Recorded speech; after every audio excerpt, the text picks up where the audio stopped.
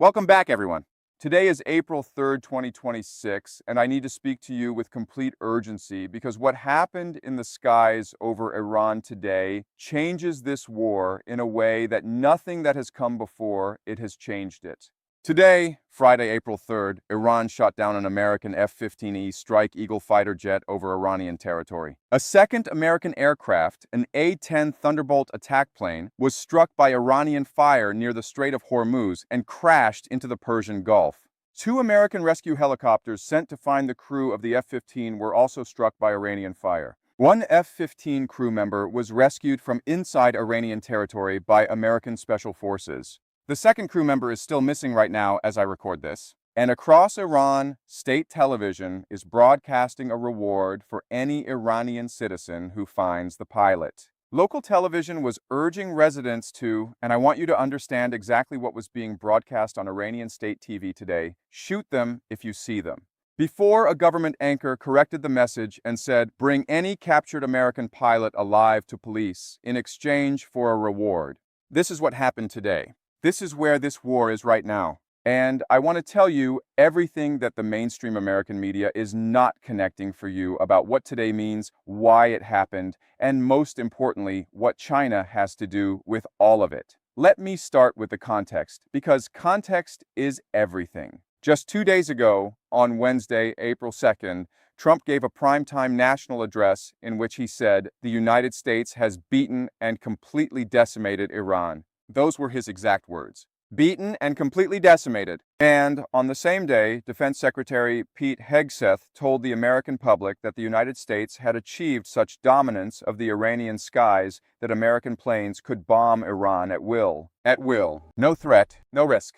Complete air supremacy. And Trump, in another statement, said there was not a thing Iran could do to stop potential American strikes on oil infrastructure. Not a thing. And then, 24 hours after those statements were made public, Iran shot down an F-15E Strike Eagle, struck an A-10 Warthog, hit 2 American rescue helicopters, and left 1 American crew member missing somewhere in the mountains of southwestern Iran. I am not telling you this to embarrass Trump or to score political points. I am telling you this because the gap between what American officials are telling the American public and what is actually happening in the skies over Iran is a gap that will cost lives if it is not closed. And the American people deserve to understand how large that gap actually is. Now, let me tell you about the China connection, because this is the part of the story that will shock you and that I have not seen a single major American outlet connect clearly and fully. On March 14th, 11 days before Iran damaged an F-35 and 20 days before Iran shot down an F-15E,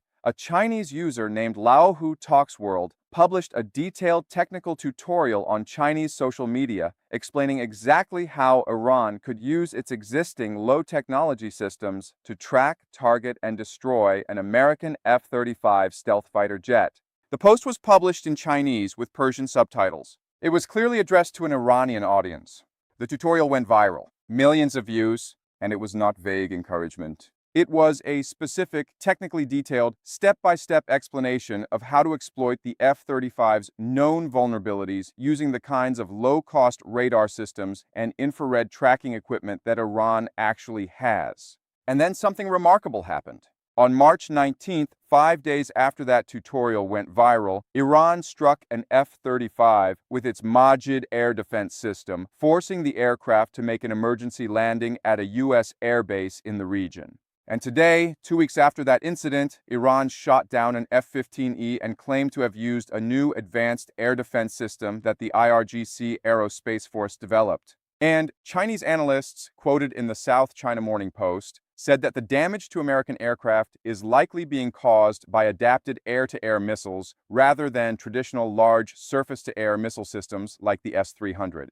In other words, Iran is using modified, smaller missiles fired from ground-based platforms to target and kill aircraft that American military doctrine assumed were safe at their operational altitudes. And the tutorial on how to do this was published in Chinese with Persian subtitles on Chinese social media 20 days before it started working. Now, I want to be precise and intellectually honest about what we know and what we do not know, because I believe accurate analysis is more valuable than dramatic overstatement. What we know with certainty is this. An American F-15E Strike Eagle has been shot down over Iran today. American officials confirmed it. The wreckage has been photographed and published. The ejector seat has been photographed and published. One crew member was rescued by American special forces operating inside Iranian territory, which is itself an extraordinary and dangerous operation that speaks to how seriously the U.S. military is taking the search for the second crew member. Iran claims it used a new advanced air defense system. The IRGC said in a statement that it was a new system of the IRGC Aerospace Force. China published a tutorial on targeting American stealth aircraft 3 weeks before Iran started successfully hitting them. What we do not know with absolute certainty is the precise system Iran used to shoot down the F-15E today, whether the Chinese tutorial directly influenced the specific technique Iran employed, and the current status of the missing second crew member. What we can say with confidence based on the pattern of evidence is that Iran's air defense capabilities are significantly more capable than the American public has been told, that China's technical community has been actively and publicly sharing methods for targeting American aircraft with obvious Iranian audiences, and that Defense Secretary Hegseth's claim of complete American air dominance over Iran was, as of today, demonstrably false. Let me now walk you through the full picture of American aircraft losses in this war,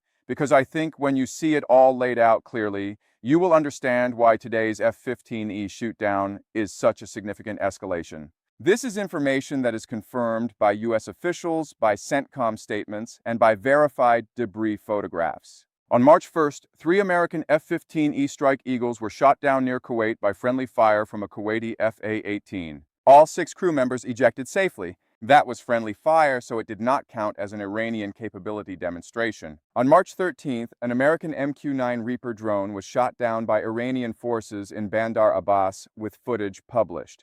By March 19th, a total of 12 American MQ-9 Reaper drones had been lost in the war, 9 of them shot down by Iran.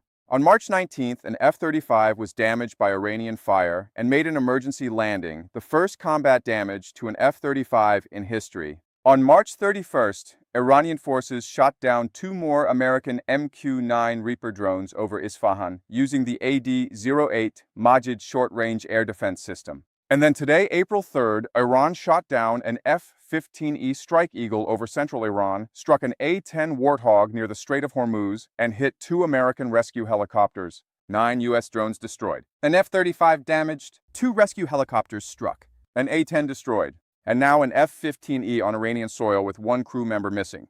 And 2 days before today, the Defense Secretary was telling Americans the U.S. had complete air dominance. I want you to hold that contrast in your mind very carefully, not because I am anti-American, not because I want American forces to fail, but because the men and women flying those aircraft deserve commanders and political leaders who give them an honest assessment of the threat they face. And today's events suggest that assessment has not been honest enough. Now, let me explain the technical significance of what Iran has done, because I think most coverage treats this as a political story when it is actually a military technology story of the first order. The F-15E Strike Eagle is not an old or outdated aircraft. It is one of the most capable multi-role combat aircraft in the world. It was designed to penetrate heavily defended airspace. It carries advanced electronic warfare systems. It is supported by suppression of enemy air defense aircraft, by airborne early warning systems, by satellite intelligence, by fighter escorts. For Iran to shoot down an F-15E over central Iran, not near the border, but over the interior of the country where the air defense network is supposedly already badly degraded by 36 days of American and Israeli strikes, Iran had to do something that many Western analysts believed it could no longer do. It had to track the aircraft, achieve a weapons lock, fire a missile, and hit a fast-moving tactical fighter flying a combat mission in Iranian airspace. That is not easy. That requires functioning radar, functioning targeting systems, functioning missiles, and trained operators who know what they are doing. And here is the military technical significance that I want you to understand. If Iran can still do this after 36 days and reportedly more than 20,000 strikes on its military infrastructure, then the claim that Iran's military has been decimated is not accurate. Iran's air defense network has been degraded, but it has not been destroyed. And a degraded air defense network that can still shoot down an F-15E over central Iran is a network that can still kill American pilots. That is the reality today. And it is a reality that changes the calculation for every military option currently being discussed in the Pentagon. And now I want to spend time on what China is doing in this conflict, because I think this is one of the most important and least discussed dimensions of the entire war. China is not fighting in this war. China has no military forces in the region. China has officially called the American and Israeli military operations against Iran illegal and has urged an immediate ceasefire. But China is doing something that is in many ways more strategically significant than direct military involvement. China is providing Iran with the intellectual and technical tools to fight more effectively. The Chinese engineer's tutorial on how to shoot down an F-35 was not a government publication. It was posted by a private individual on Chinese social media, but it was published in Chinese with Persian subtitles. It got millions of views. And it appeared 3 weeks before Iran started successfully hitting American aircraft at a significantly higher rate. That is not a coincidence. And beyond the tutorial, we know from reporting confirmed by Al Jazeera that Iran is receiving real-time satellite intelligence data from Russia's Liana spy satellite system, giving Iranian forces visibility into American military movements that they did not have before the war. So Iran is fighting with Chinese technical guidance on how to exploit American aircraft vulnerabilities, Russian satellite intelligence on American military positions, and its own 3 decades of preparation for exactly this scenario. And it is shooting down American planes. The argument that America is winning this war cleanly and decisively because it has more advanced technology is an argument that today's events have seriously complicated. Now let me talk about what the missing pilot means, because beyond the military and strategic dimensions, there is a profound human dimension to what is happening right now that I think deserves serious attention. Somewhere in the mountains of southwestern Iran, in the province of Kogiluya and Boyar Ahmad, a mountainous region spanning more than 5,900 square miles, there is an American service member, a real person, somebody's child, possibly somebody's parent or spouse, who ejected from a fighter jet over enemy territory and is right now trying to survive in a hostile environment while Iranian state television broadcasts a reward for their capture and Iranian citizens are posting on social media about searching for them. The American military has sent elite Special Operations Pararescue Forces, HC-130 aircraft, and HH-60 Black Hawk helicopters deep into Iranian airspace to find them. Some of those rescue aircraft were shot at, some were hit, and the search is still ongoing. And Iran's parliament speaker Mohammad Bagher Ghalibaf chose this moment to post on Twitter, mocking America with words that I think reveal both his contempt and his confidence. He wrote, after defeating Iran 37 times in a row,